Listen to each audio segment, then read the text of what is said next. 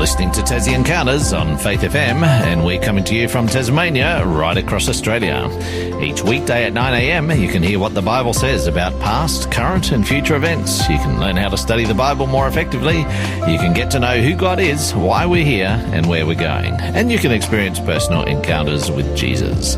I'm your host, Jason Cook, and today we have David Maxwell joining us from Launceston, and this is not just today, but all week on our new Tassie Encounters Moments series and our new format. So welcome, David. How are you today?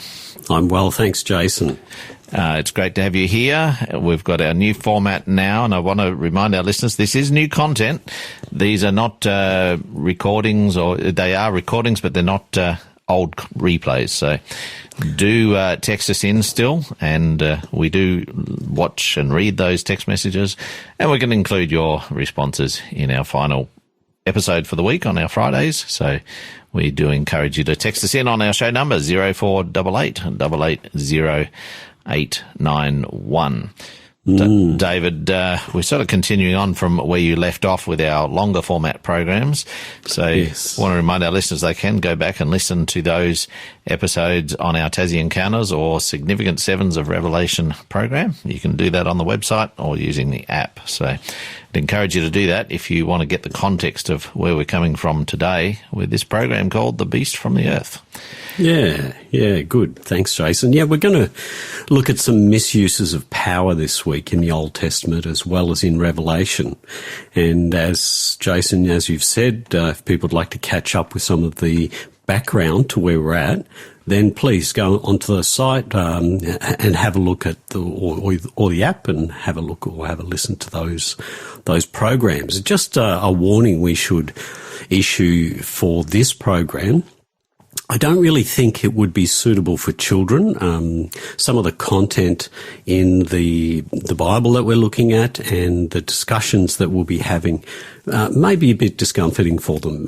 It talks about a systemic misuse of power, and so we just need to be sure that people understand we're talking about systemic misuses of power through systems, not particular people who might be part of those systems or faiths. So. Yeah.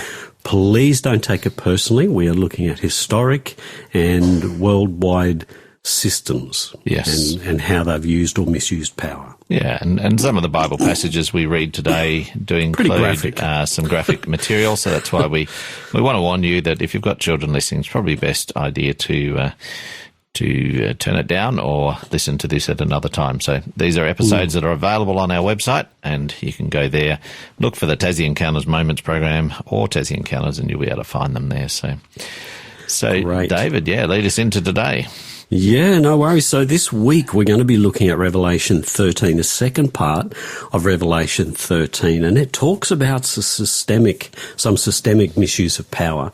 And so for a background to that today, I'm going to see if there are any other places in the Bible. I'm going to look at one in particular where there was what I would say is a misuse of power. And I'm going to look at this man in the Bible called Samson. Now, some people might have heard about Samson, and he's found in the book of Judges in chapter 13, and he was supposed to become God's deliverer or a deliverer of God's people. But the way I see it, now this is my opinion, but the way I see it is that he became a little self-obsessed with his power, and he used it a little bit for his own benefit, really. And often that's what people might do if they get power and they let it go to their head. I guess we've all seen examples of that. So in Judges chapter 13, I'll just read a few verses to give us an understanding of where Samson came from. Again, the children of Israel did evil in the sight of the Lord, and the Lord delivered them into the hands of the Philistines for 40 years. Now, that's not God saying, here you go, you better beat them up and give them a hard time. He pulls back his protection and he says, all right, well, you're just going to be subject to what happens to you if you don't want my leading. So now there was a certain man from Zorah and of the family of the Danites. So this is the Israelite families, whose name was Manoah, and his wife was barren and had no children.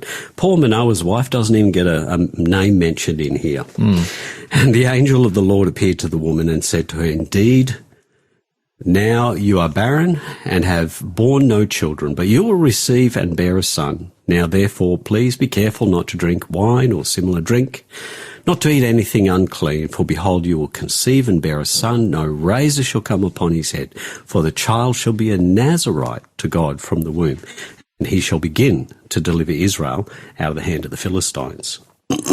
So you can see from these introductory texts that the people of Israel had been left by their own because they'd rejected God. They didn't want him. So he steps back and says, okay, a term we use in Australia, Bali's, I'm hands off.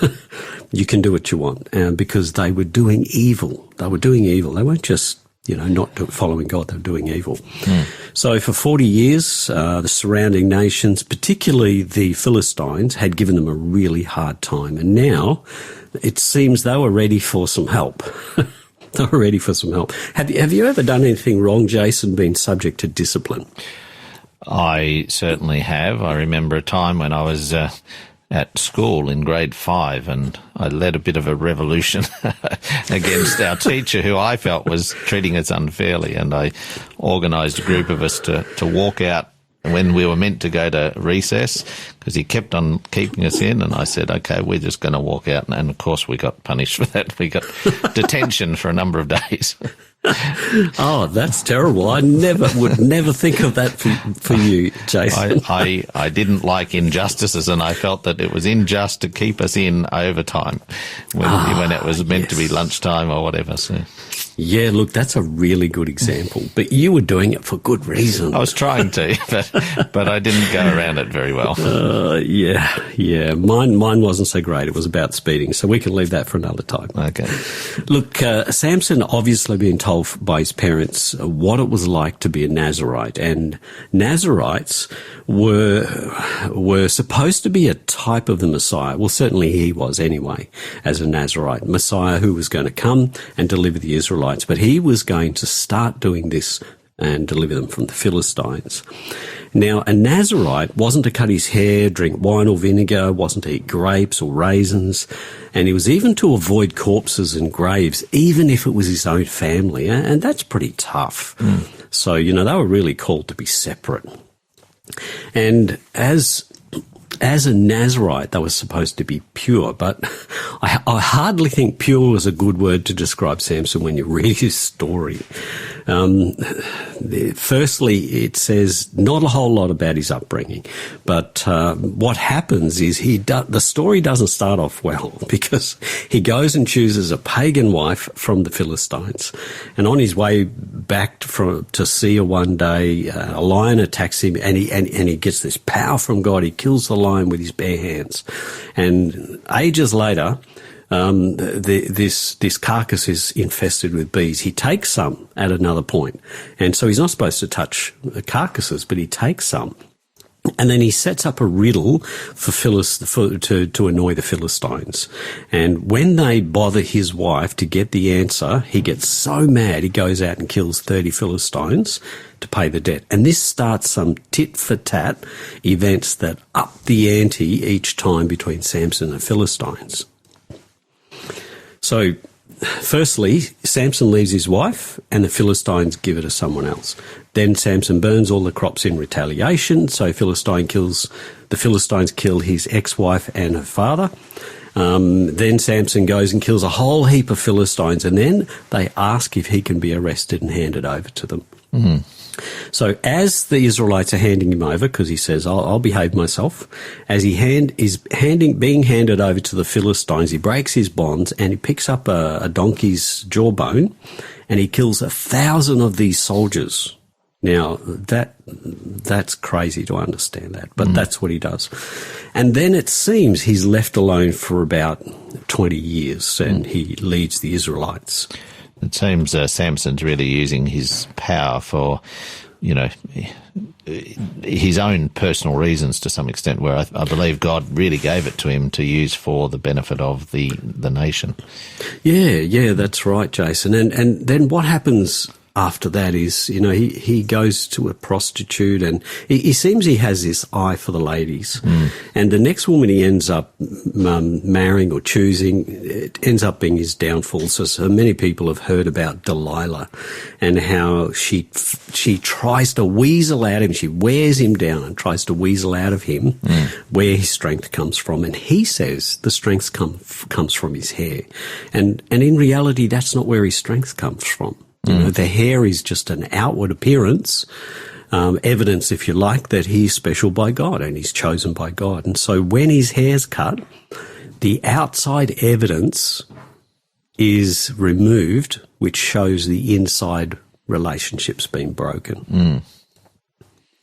So there's a lot of lessons we can learn from Samson. He didn't need to suffer the way he did at the end of his life, because he loses his strength, he gets his eyes gouged out, he becomes a slave, and it's not until right at the end of his life, after he's been, a year or many years as a slave, that he's able to have time to think about God and come back and listen to God, and God gives him the strength one last time. And he does deliver the Israelites because, he pulls down the temple and he kills more in this one act than he did in his whole life. And I think what I really find in this story is that if Samson had just been humble throughout his life and used the strength that God gave him to a better end, he could have had a longer life. He could have been remembered as a much better person. But interestingly enough, he is mentioned in Hebrews in the Book of Faith. That is interesting. And you think, man, Samson, after a life like that? But today, really, I want to just challenge our listeners and say to them, if you've been blessed with some kind of talent from God, remember where it came from and use it wisely. Absolutely.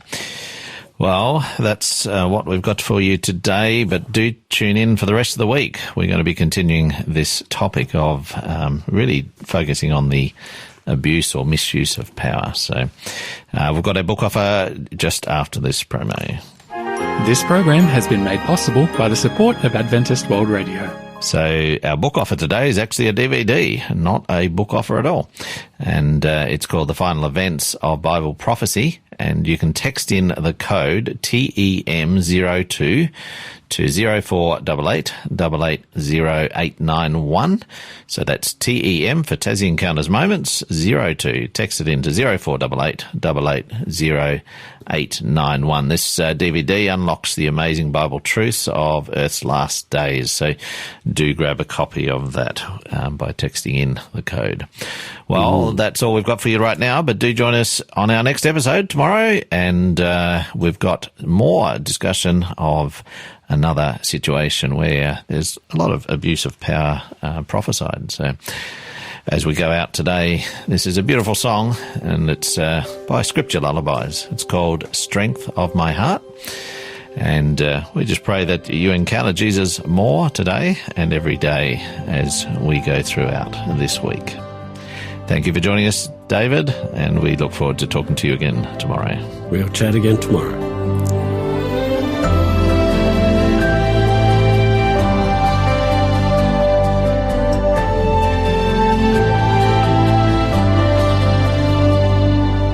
Whom have I in heaven but you? There is nothing on earth I desire beside you.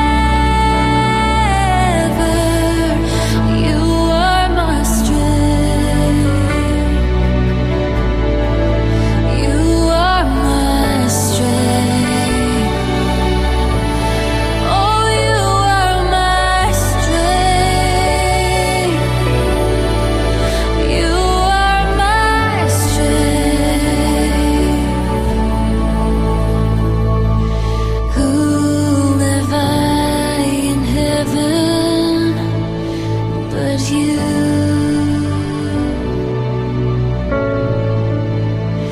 There is nothing